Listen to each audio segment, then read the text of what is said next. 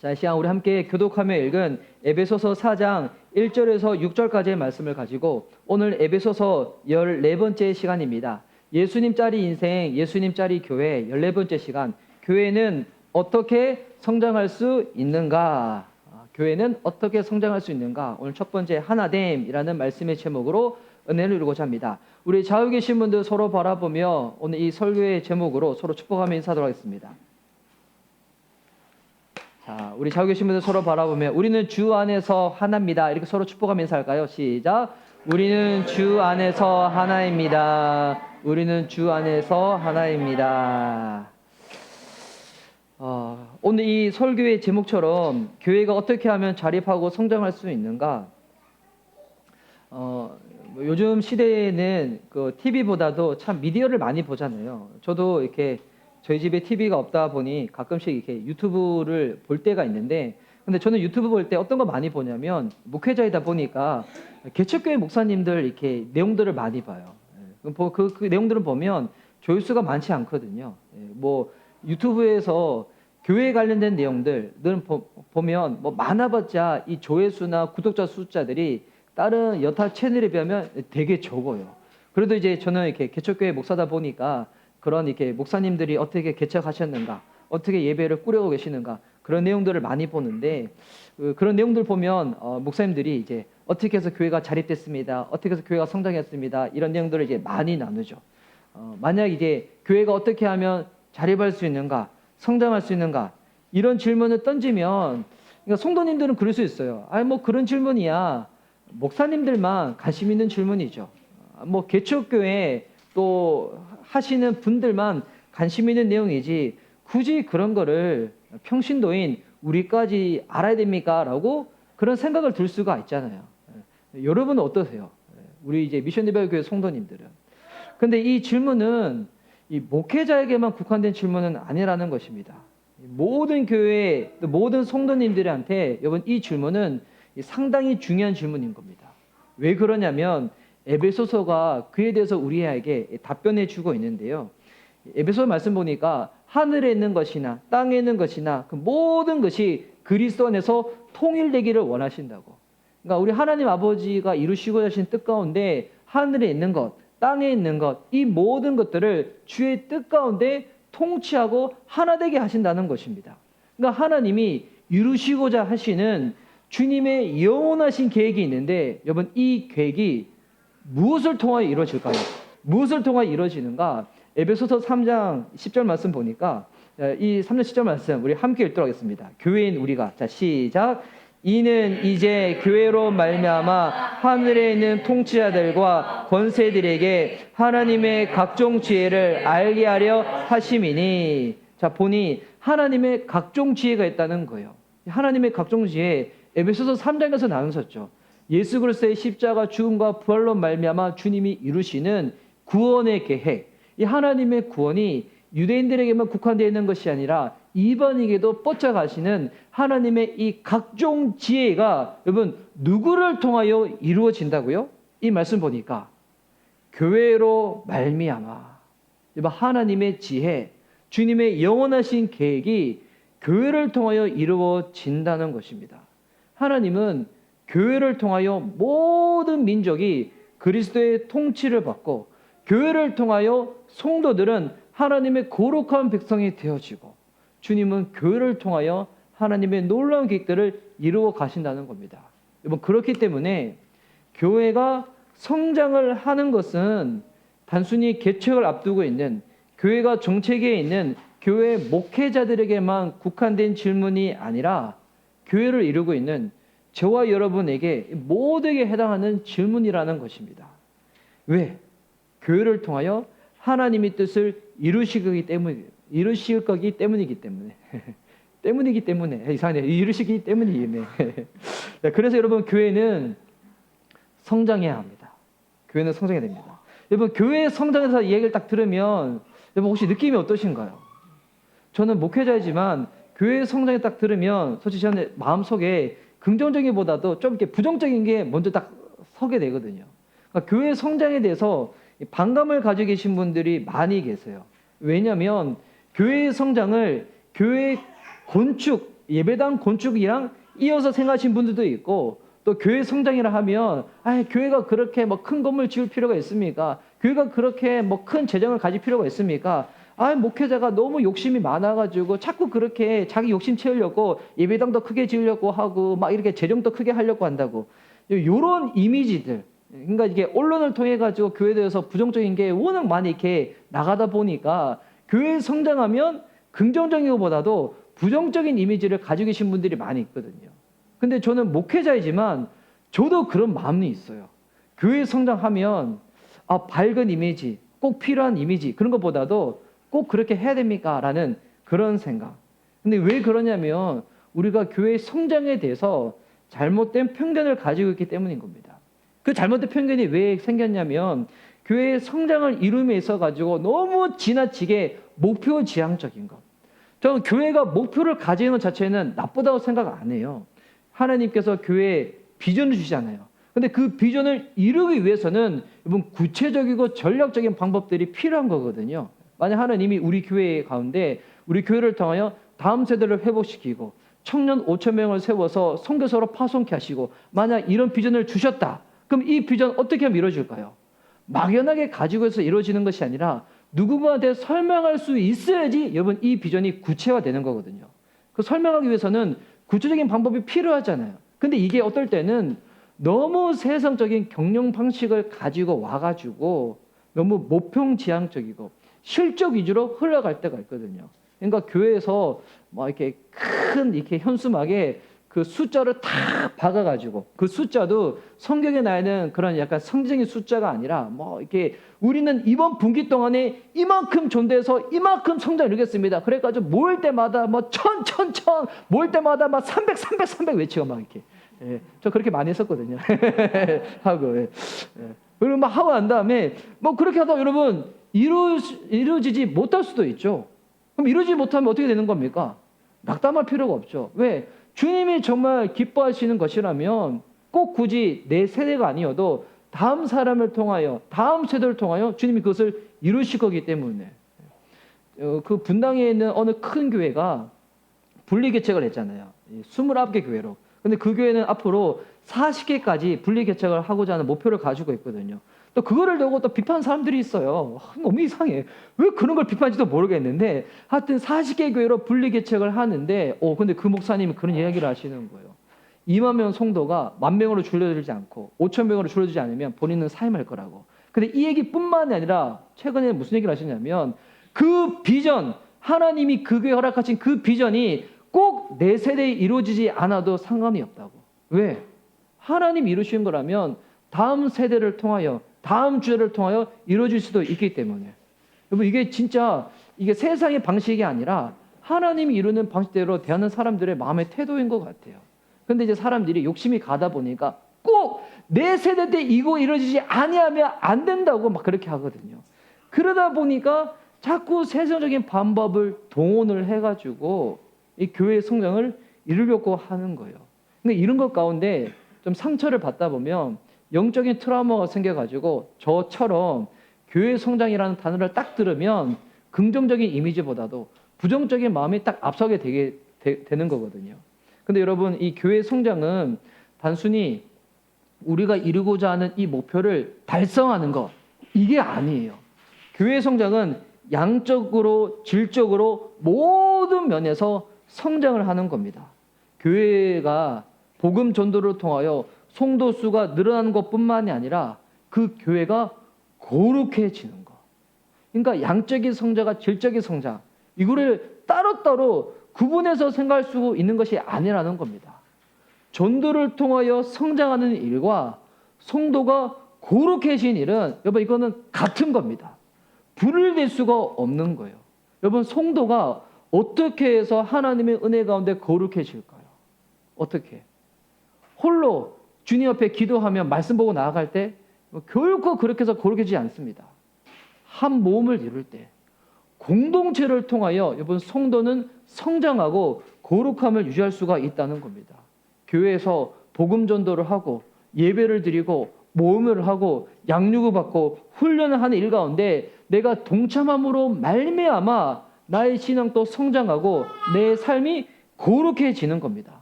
그렇기에 교회가 성도가 복음 전도를 통하여 이 성도 수가 늘어나는 거랑 이 교회가 거룩해지는 일은 분리되는 일이 아니라 함께 주님 안에서 이루어지는 일이라는 것입니다. 그래서 저는 오늘 감히 이렇게 말씀드리고 싶은데, 교회가 성장하는 것은 하나님의 뜻입니다. 그런데 이 성장 앞에 너무 이렇게 여러 가지 것들이 붙다 보니 그런데, 교회가 바르게 성장하는 것, 건강하게 성장하는 것, 성경적으로 성장하는 것은 하나님의 뜻이고 하나님을 영화롭게 해드리는 일이라는 것입니다. 혹은 여러분, 이 문장에, 이 표현에 좀 반감이 드시거나 좀 마음이 거북하신 분들은 여러분, 주님의 은혜 가운데 그 마음이 치유받았으면 좋겠습니다. 저 마냥 치유받았으면, 치유받아서 교회가 성장하는 게 주님이 기뻐하실 일이지 왜 이거를 마다하는가. 그러면 교회가 성장하기 위해서 교회로 모여진 우리가 무엇을 해야 될까요? 교회 성장을 나누다 보면 가장 쉽게 생각하는 방법 중에 하나가 뭐냐면, 이미 성장한 교회의 여러 가지 사례를 연구하고 분석하고 모방하는 거거든요. 저는 이게 필요하다고 생각해요. 하지만 이 방법을 취할 때는 매우 신중하고 그 동기를 매 순간 놓치지 말아야 됩니다. 제자 훈련하는 거, 셀처치 하는 거, G12 하는 거, 알파 하는 거, 해피데이 하는 거, 공동체 학습하는 거, 1:1 제자양육 하는 거, CTCK의 복음도시운동 하는 거, 개척학교 하는 거, 지금 나열한 거는 제가 지금까지 참석했던 모든 세미나를 열거하고 있는 겁니다. 저 이것만으로도 너무 많아요. 제가 보니까 은근히 많이 참석했더군요. 여러분, 이 모든 것들 참석할 때마다 저 도전 받았어요. 은혜도 받고요. 와, 정말 그렇게 된다면 하나님께서 얼마나 기뻐하실까, 그런 생각도 많이 했었어요. 그런데 이런 훈련을 또 다른 교회에 성공한 사례들, 이렇게 자립한 사례들, 성장한 사례를 들을 때 늘 놓치지 말아야 될 거, 그 안에 담겨져 있는 원리와 핵심을 놓치면 안 된다는 거예요. 이 원리와 핵심은 주님의 복음이겠죠. 근데 이 원리와 핵심을 놓치게 되면 예수님의 십자가의 복음은 잃어버리고 교회가 행사만 하게 되는 거예요. 무리한 사역만 하게 되는 거예요. 그러다 보면 여러분, 이 교회의 핵심 멤버들, 부교역자들은 나중에 다 지치게 되거든요. 마음에 타성이 젖어가지고 움직이지 못하게 되고. 여러분, 그렇게 해도 양적인 성장을 이룰 수는 있지만 원래와 핵심을 놓쳐버린 양적인 성장은 영적인 성장으로 이어지지 않는 게 문제라는 것입니다. 또한 다른 교회에서 그렇게 해서 열매를 맺었다고 해서 우리 교회에 그것을 착용한다고 해가지고 똑같은 열매가 맺어지는 것이 아니거든요. 왜냐하면 교회마다 배경이 달라요. 교회마다 자원이 다르고요. 목회자의 성향과 자질이 다른 거예요. 교회가 다른데 다른 것을 인정하지 아니하고 그냥 똑같이 가지고 와서 착용한다고 해가지고 되는 게 아니라는 거. 올 초에 우리 교회에서 이 예배 드리고 나서 오후에 이렇게 소그룹별로 모여서 이렇게 성경부를 잠깐 한 적이 있었잖아요. 근데 그때 제가 하고 난 다음에 여러 가지 생각이 됐어요. 먼저 양육을 하기 위해서 가장 중요한 거, 양육할 수 있는 환경을 먼저 조성해야 되겠다. 특별히 우리 엄마 아빠들이 양육을 받고자 할 때 만약에 엄마들이 양육받는다, 아빠들이 우리 자녀들을 케어해 주는 겁니다. 아니면 자녀들이 우리 학교에 가 있는 그 시간을 이용해야지 자녀 더불어서 하는 순간에 이 양육이 아닙니다. 그 시간 그냥 육아의 시간이 돼버린다는 거. 제가 이번에 철저하게 깨달았습니다. 그리고 아빠들이 양육을 할 때 보니까 아빠들이 양육을 할 때는 꼭 중요한 거, 타임키퍼와 테마키퍼를 세워야 된다는 거. 무슨 얘기인가? 주제가 다른 거 갈 때마다 이 테마키퍼가 주제가 엇나갔습니다. 딱 오고, 그리고 해줘야 되는 거예요. 그리고 타임키퍼가 있어야 돼요. 타임키퍼가 없으면 여러분 그 시간 동안에 처음에는 성경으로 들어갔다가 나중에 나올 때는 자정으로 나오게 돼요. 그래서 타임키퍼와 테마키퍼를 꼭 세워야 되는구나. 그리고 필요에 따라서는 소그룹, 또 필요에 따라서는 1:1로 진행을 해야 되는구나. 이게 그래서 저는 진짜 이 교재가 뭔가 문제가 있는가 싶어가지고 그 교재를 가지고 한 교회들 목사님들을 제가 여러 만나봤어요. 그래서 제가 나눴거든요. 우리 교회는 그게 잘 안 됐어요 했더니, 근데 그 교회는 그걸 통해 가지고 너무나 잘 됐다는 거예요. 그래서 지금은 성도들이 그 교제를 가지고 양육을 시작하고 있다고. 그래서 이게 무슨 문제가 봤더니 뭐 교제를 탓할 게 아니라 교회마다 가지고 있는 자원과 분위기와 배경이 다른데 그냥 똑같이 착용한다고 해서 되는 게 아니구나. 저도 한번 배우는 시간이 됐던 것 같아요. 여튼 교회가 추구하고자 하는 이 성장은 단순히 성도가 늘어나는 것, 뭐 그것이 목표가 아니라 이 성장을 통해 가지고 우리 교회를 이루고 있는 우리가 거룩해지는 것, 주님을 더 알아가게 되는 것, 뭐 그런 성장은 하나님을 영화롭게 해드린다는 것입니다. 그래서 여러분, 교회의 성장을 이루고자 할 때 가장 단순하지만 가장 기본적인 방법이 무엇일까요? 성경의 원리를 통해서 우리가 배우는 겁니다. 왜? 성경의 원리는 어떤 상황이라든 적용만 하면 실천하고 구현할 수 있도록 주님이 우리에게 말씀하신 주님의 이 원리이기 때문에, 이 성경에 보면 이 원리는 누군가의 경험을 통해서 배우는 게 아니에요. 하나님이 기록된 이 말씀을 통해서 주님이 우리한테 알려주시는 거거든요. 그래서 이 교회의 성장의 핵심 원리를 이제 오늘부터 해서 한 3주 정도 이 에베소서 4장을 통해서 좀 살펴보고자 하는데요. 왜냐하면 에베소서 4장이 교회의 성장의 근본 원리를 알려주고 있는 이 성경 말씀이거든요. 에베소서는 크게 전반부와 후반부로 이루어졌다고 하잖아요. 총 6장 중에서 1장부터 3장까지 전반부에는 이론적이고 개념적인 이야기가 있었다면, 여러분, 하나님께서 하늘에 속한 신령한 복을 우리에게 주셨대요. 또 하나님이 이 놀라운 구원의 계획을 교회를 통해 이루어 가신대요. 근데 이것만 나눠서는 추상적이에요. 뭐예요? 그러면 도대체 어떻게 이 복을 우리가 누리고 어떻게 이 복을 나눠주고 어떻게 교회가 이것을 이루어질 것인가? 그래서 필요한 게 구체적이고 실제적인 내용이 필요한 거예요. 이게 이제 어떻게 나눠지는가? 4장부터 나오는 겁니다. 4장부터 6장까지 이제 구체적이고 실제적인 부분이 나누고 있는 거거든요.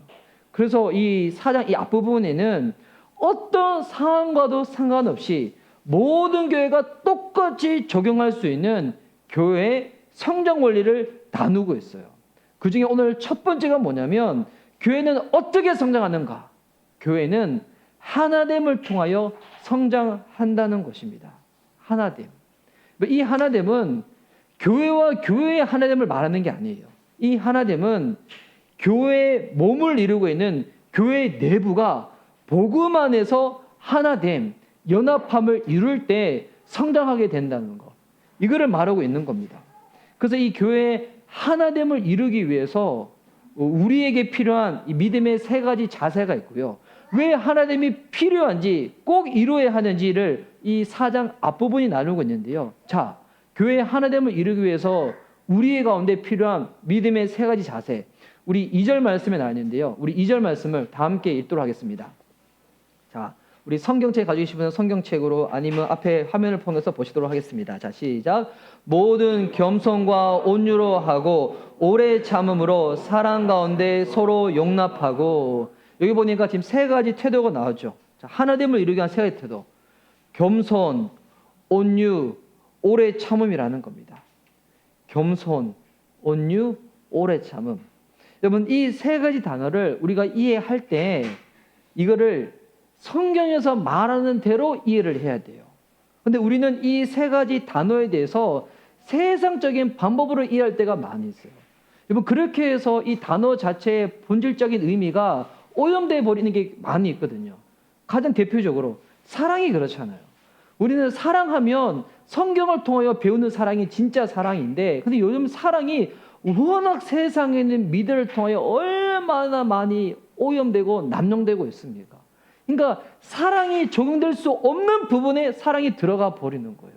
그러면 그게 하나님 말씀대로 살지 않냐고 왜곡돼 버린 게 이게 죄의 입은 시작이거든요. 그래서 이 겸손, 온유, 오래 참음도 성경적인 의미를 알아야 되는데, 우리는 세상에서 말하는 겸손은 뭐게 겸손입니까? 좀 이렇게 수줍어하고 조용히 있는 거. 내가 아무런 내 이야기 주장하지 않냐고 그냥 가만히 있는 거. 이렇게 생각하잖아요. 근데 성경에서 말하는 이 겸손은 타인을 향하는 거예요. 타인의 관심과 문제에 주의를 기울이는 거예요. 이게 겸손이에요. 아내가 집에서 이야기를 한다. 그거 듣는 거 겸손이라는 것입니다. 지금 아내가 부엌에서 시끄럽게 음식을 하고 있어요. 남편이 청소기를 밀고 있어요. 어제 저희 상황이었죠. 아내가 저한테 무슨 이야기를 하는 거예요. 제가 잘 안 들리는 거예요. 근데 아내가 저한테 따라오는 거예요. 왜 할 얘기가 있다고. 따라가 주는 거 겸손이라는 겁니다. 어제 제가 겸손을 취했거든요. 따라다니면서 이야기를 전해 들었어요. 여러분, 그 겸손은 뭐냐면 상대방을 향하고 있는 거예요. 타인의 관심과 문제에 주의를 기울여서 상대를 존중해 주는 게 겸손인 겁니다. 또 온유가 있습니다. 우리는 온유라고 하면 되게 약한 거, 아니면 우유부단한 거, 이런 걸 생각하는데, 여러분, 이 온유도 상대방을 향하고 있는 거예요. 타인을 친절하게 대하는 그 자세가 온유인 것입니다. 상대방의 마음을 깊이 공감을 하는 겁니다. 그 마음을 공감을 해서 그 상대방을 친절하게 대하는 거예요. 그게 온유인 거예요. 우리는 온유하면 자꾸 이렇게 성격이 내성적이고 차분하고 이걸 온유라고 생각하는데, 여러분, 그거 온유가 아니에요. 저 주변 지체 중에서 성격은 차분한데 차분한 가운데서 상대방의 이야기를 절대로 듣지 않는 그런 보수적인 사람 많이 봤거든요. 그래서 제가 그 형제한테 그 예언을 해줬어요. 결혼하기는 걸로 먹은 것 같다고, 이번 세대에는. 그래서 그렇게 해서 결혼 못한다. 무슨 보니까 진짜 보면 되게 표현은 되게 따뜻해요. 막 따뜻하게 하고 누구를 만나도록 그렇게 표현하는데, 근데 대화 나눠 보면 이렇게 꽉 막힐 수가 없어요. 와. 그래서 제가 그 지체랑 제가 하여튼 친하기 때문에 진짜 아끼는 마음으로 그 얘기 했거든요. 그거 안 바뀌면 자매 만나서 자매 너무 힘들 거라고.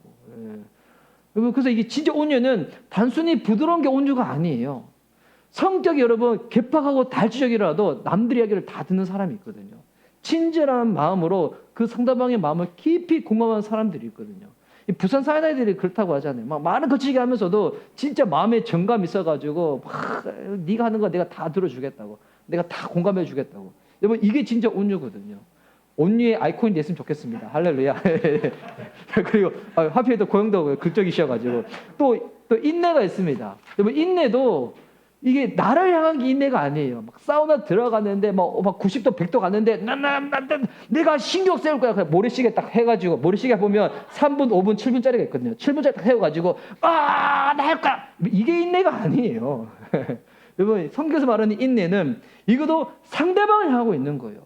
타인이 잘못했을 때 그 잘못을 참고 용납하는 자세. 여러분, 이게 인내예요. 그래서 여기서 말하고 있는 겸손, 온유, 오래 참음은 다 상대방을 향하고 있는 거예요. 그래서 여러분, 이 세 가지 속성은 결국 누구의 속성이고 누구의 성품입니까? 여러분, 이게 예수님의 성품인 거예요. 예수님의 성품. 예수님이 우리를 대하실 때, 제자들을 대하실 때 겸손과 온유와 오래 참음으로 대하셨잖아요. 지금의 시대는 자기의 가족과 자기가 속해 있는 어느 단체의 이 목적을 이루기 위해 가지고 독단적이고 공격적이고 손해보지 않기 위해서 막 이렇게 거칠게 나가는 것을 미덕이라 생각하는 시대예요. 요즘 시대는 그렇잖아요. 그래가지고 자기가 이 공동체, 자기의 교회, 아니 자기의 가족들이 뭔가 손해보지 않기 위해서는 막 무리하게 거칠게 막 대하는 것을 오히려 좋게 여기고 이것을 카리스마라고 조장하고 부추기는 그런 세대잖아요. 실제로 그렇게 해서 무언가를 지켜낼 수도 있어요. 실제로 그렇게 해서 무언가 결과를 만들 수도 있어요. 하지만 예수님의 성품과 배치되는 모습으로 만들어지는 어떤 결과도 하나님과 관련이 없다는 것입니다. 만약 교회가, 우리 구성원들이 우리가 온유와 겸손과 오래 참음으로 대하지 아니하고 세상적인 태도와 방식으로 뭔가 결과를 이룬다, 당장은 눈에 보이는 가시인 게 있어 보인다 할지라도 그 교회는 방향을 잃어버리게 될 거예요.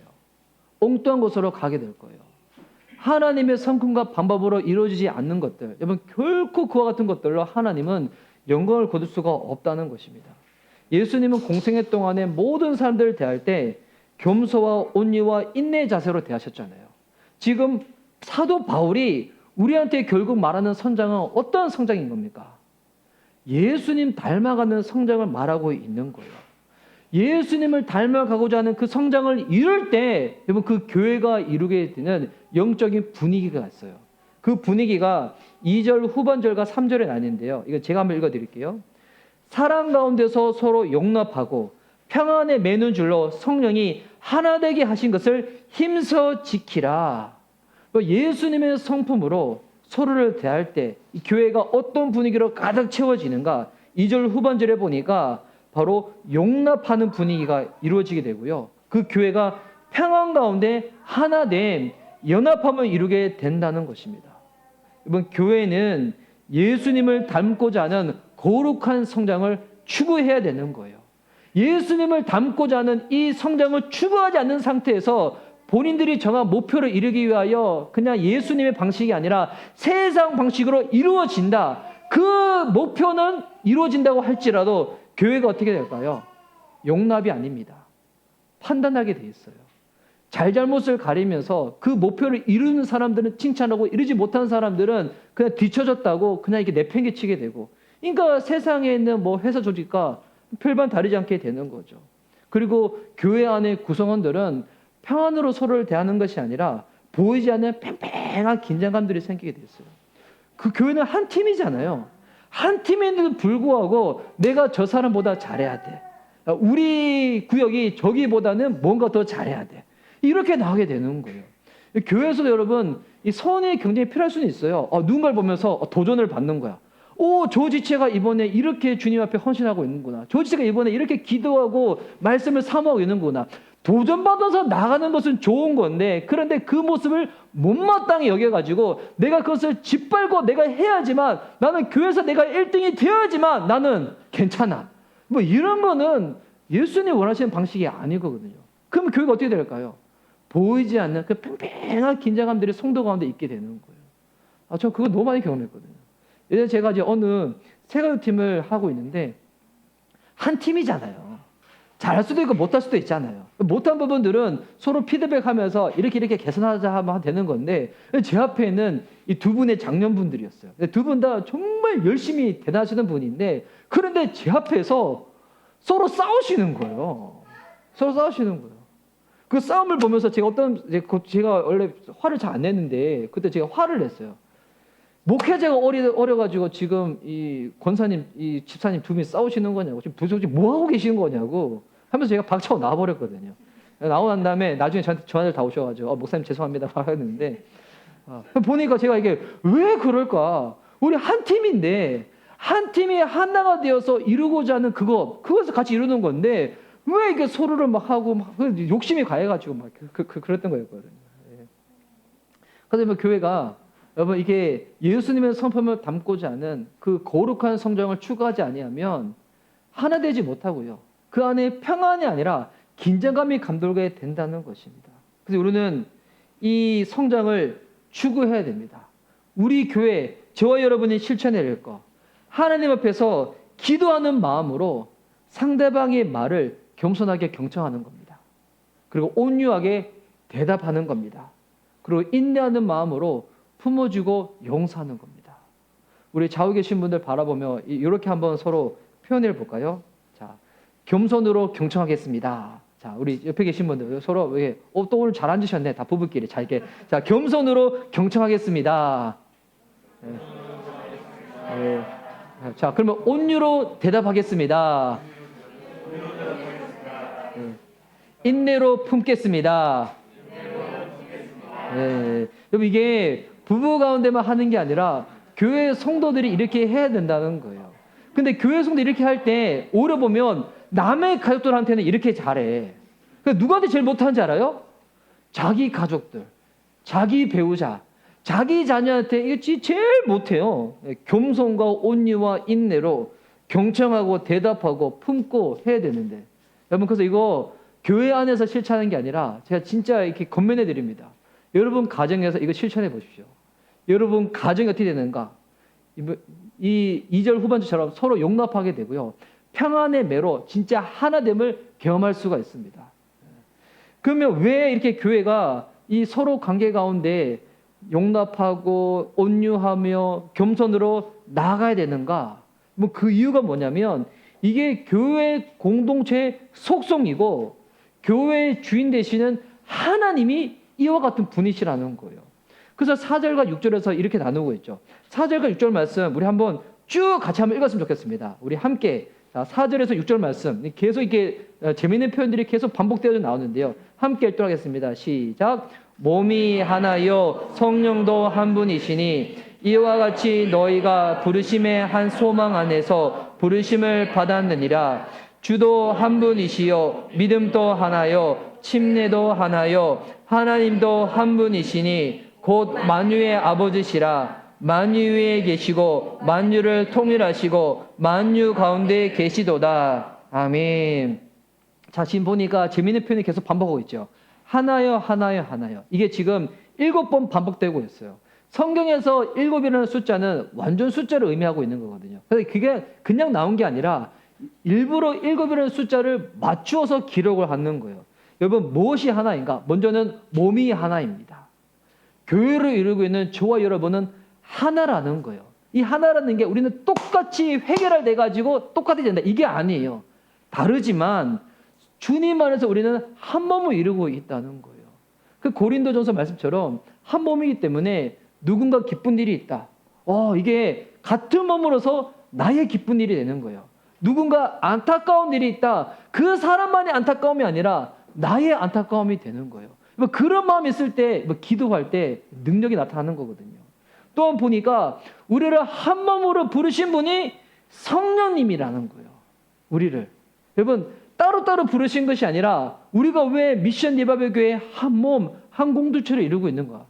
주님이 우리를 부르셨다는 거예요. 또 우리는 하나의 부르심이 있습니다. 우리 교회를 통하여 하나님이 이루시고자 하시는 그 계획.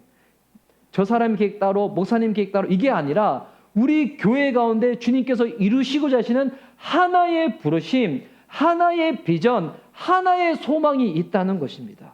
여러분 그렇기에 제가 몇 주 전에 나눴지만 교회에서 하고자 하는 무언가 비전은 목사님만의 비전이 아니라는 거예요.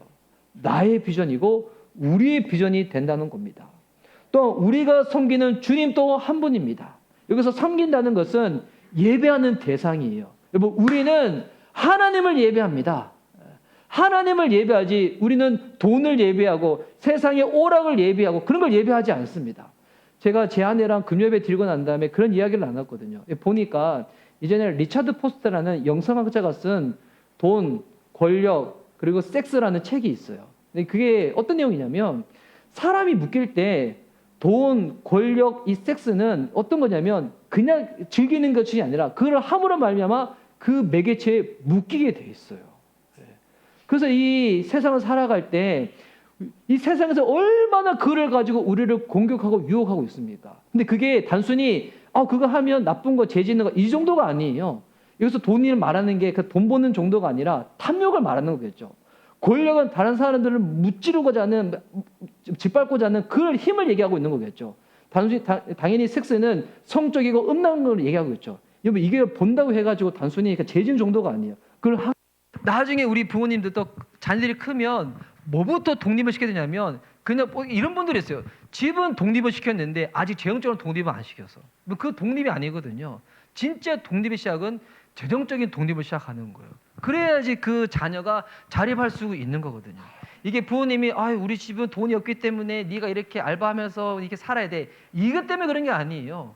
진짜 자녀를 사랑하는 사람들 그렇게 하는 거거든요. 그래서 이 재벌가 중에서도 그렇게 자녀를 양육하시는 분들이 계시더군요. 그래서 지금 또 자녀들한테도 용돈을 줄 때도 이것도 가르쳐야 돼요. 이거는 내가 주는 게 아니라 하나님 아버지가 나를 통하여 너한테 주는 거라고. 그럼 자녀 그걸 받을 때 뭐를 하게 될까요? 11조를 하게 되겠죠. 부모님이 준다고 생각하면 11조를 안 해요. 하나님이 부모를 통하여 나한테 줬다고 믿기 때문에 11조를 하는 거거든요. 그래서 우리 추석 지나고 난 다음에 저희 오늘 루아가 11조를 드렸더니 옆에는 우리 이제 다른 아이들이 오늘 왜 루아는 봉투를 2개 드리냐고. 이게 루아가 11조를 드린 거라고. 그래서 우리 친구들한테 나중에 11조를 알려주겠다고. 그래서 그부터 계속 알려줘야 돼요. 제가 어렸을 때 참 신앙 없이 교회를 다녔지만 그래도 하나 잘 배웠던 거는 100원 받으면 10원 11조 하고 200원 받으면 20원 11조하고 어려서부터 그거를 할머니 그렇게 배웠었거든요. 그래서 그래야지 우리 자녀들이 독립할 수 있다는 거. 그래서 여러분 우리의 이 섬김의 대상은 주님이십니다. 또한 우리의 믿음도 하나라는 거예요. 이게 무슨 얘기인가? 우리는 성경이 가르치는 바를 믿고 따르는 거예요. 한 몸을 이루고 있는데 한 3분의 2는 성경을 따르는데 3분의 1은 성경을 안 따라. 그냥 세상에서 말하는 방식대로 따라가. 이거는 안 되라는 거예요. 우리는 믿음도 하나입니다. 하나님 아버지의 말씀, 성경을 하나님의 말씀으로 믿고 따라가는 것입니다. 그리고 성령으로 거듭날 때 한 침례를 받은 거예요. 우리를 거듭나게 하시는 분은 오직 성령님만 거듭나게 하신다는 거예요. 다른 그 어떤 것으로도 우리는 영적으로 죽은 우리가 살 수가 없다는 겁니다. 그래서 우리의 아버지도 하나님이시라는 거예요. 지금 바울이 계속 하나를 강조하고 있죠. 왜 이걸 강조하고 있는가? 우리가 속한 교회라는 공동체는 우리를 창조하신 하나님의 하나 되심을 반영하고 있는 공동체라는 거예요. 다시 말해서 교회를 통하여 누가 드러나야 되는 것인가? 하나님 아버지가 드러나야 한다는 것입니다. 그러기가 여러분 우리가 하나됨을 이루는 거예요. 교회가 하나 되어질 때는 하나님이 드러나는 겁니다. 근데 교회가 하나 되지 못할 때, 이 하나 되지 못하는 것은 지금 방금 말한 7개 중에서 그 어떤 거 하나라도 여러분 이게 흐트러질 때 교회를 통하여 주님이 드러나지 못하게 된다는 것입니다. 그래서 여러분 이 교회의 모습은 이 음악하는 모습과 비슷하죠. 저는 이렇게 음악 중에 밴드 음악을 되게 좋아했는데, 그 제가 고등학교 때 꿈 중에 하나가 이렇게 그 락스타였다고 했잖아요. 제가 밴드 음악을 너무 좋아해가지고. 근데 밴드 중에서도 보면 그런 밴드가 있어요. 각자 뭐 싱어, 일렉 주자, 베이스 주자, 드럼, 뭐 간간히 키보드 이런 주자들이 각자 실력은 너무 뛰어나. 그런데 팀에 리더가 있는데 리더의 지휘를 받지 않아. 뭐 그런 밴드의 음악을 듣잖아요. 음악이 아니에요. 소음이에요, 소음. 너무 시끄러워. 한 사람 한 사람 연주 너무 잘하는데 팀으로 묶어놨더니 서로 자기 잘난 맛에 막 연주하고 막 이렇게 하모니 깨트려 버리고. 그거는 음악이 아니거든요. 오케스트라도 그렇잖아요. 앞에 지휘자가 있는데 현악기, 금관악기, 타악기 주자들이 딱 있어. 현악기들이 막 발로 키고 비올라 키고 그러는데 막 소리를 주대면서 나가니까 갑자기 금관악기 주자들이 본인들이 안 들어간다 해가지고 지휘자 얘기 안 듣고 막 소리 막 볼륨 빵빵 울려버리고, 타악기 옆에서 막 정신없이 두드리다가 뭐 시기 난다고 본인 안 들어간다고 채 팍 던져버리고 막 뛰쳐나와버리고, 그 앞에서 막 지휘자가 뭐 하는 거냐고 막 소리치고 막. 뭐 이런 오케스트라 본 적이 있어요?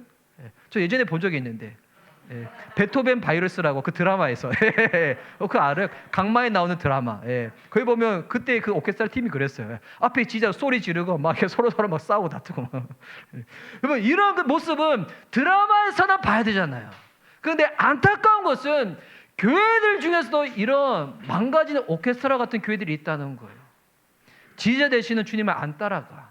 각자 잘난 맛으로 그냥 본인들 막 자랑하고 소리 지르고 의견만 내세우고, 그 어떤 온유와 인내와 오래 참음도, 온유와 겸손과 오래 참음이 없는 모습. 여러분 그런 모습으로는 교회에 있는 성도들도 상처받겠지만 가장 안타까운 것은 그런 교회를 통해서는 하나님이 드러나지 않는다는 거예요. 하나님이 영광을 받을 수가 없다는 겁니다. 지난 주일에 잠깐 나눴는데 지금 에베소 교회는 어떤 상황입니까? 지금 돈과 우상의 한복판에서, 제약의 한복판에서 여러 가지 많은 공격을 받으면서 담대히 싸우며 나가고 있잖아요. 근데 싸우다 보니까 진리 외치고 규율 외치다가 뭘 잃어버린 거예요. 하나님을 향한 첫사랑도 잃어버렸지만 하나님을 향한 첫사랑을 잃어버리면 여러분 이것도 잃어버리는 거예요. 각자 한 몸 된 성도를 향한 존중을 잃어버리게 되는 거예요.